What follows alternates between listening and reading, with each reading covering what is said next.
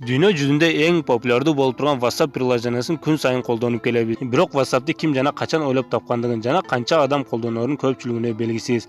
Балким бизге бул маалыматтардын кереги деле жок дегендер да болсо керек. Бирок өзүңүздүн эң жакшы көргөн WhatsApp тууралуу кызыктуу фактыларды билип алуу эч качан ашыкчалык кылбайт. Салам достор, сиздер менен Бекшамиров. Бүгүн Кыргыз Топ каналында сиздерге WhatsApp'ка тиешелүү болгон 5 кызыктуу жана көпчүлүгүнө белгисиз фактыларды айтып беребиз. Биз менен бирге болуңуздар.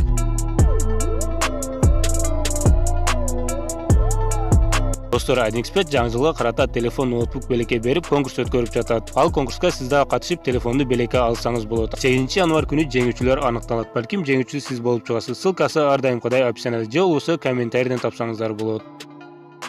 WhatsApp аркылуу бир күндө 60 миллиардка жана 700 миллион сүрөт жөнөтүлөт. Орто эсеп менен бир сүрөттүн көлөмү 150 килобайтты түзгөндө бир күндө жөнөтүлгөн бардык сүрөттөрдүн көлөмү 4330 терабайтты түзөт. Бул көлөмдү салыштыруу үчүн дүйнө жүзүндөгү эң чоң эс тутуму бар катуу дискти алайлы. Анын көлөмү болгону 60 терабайтты түзөт. 1 терабайт бул 1000 гигабайт экендигин баарыбыз эле билсек керек.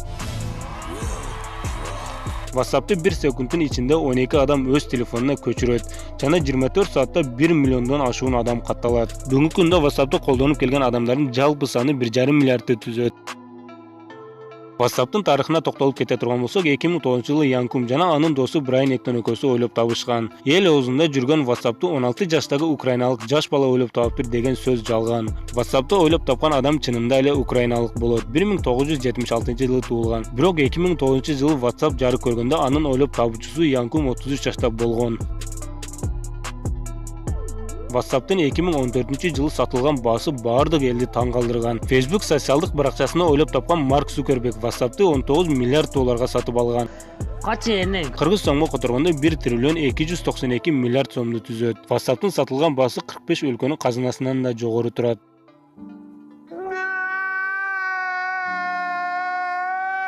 Марк Цукербергке токтолуп кете турган болсок, бул инсан дүйнө жүзүндөгү эң бай адамдардын катарында турат жана бүгүнкү күндө Facebook, Instagram, WhatsApp ушул инсанга тиешелүү.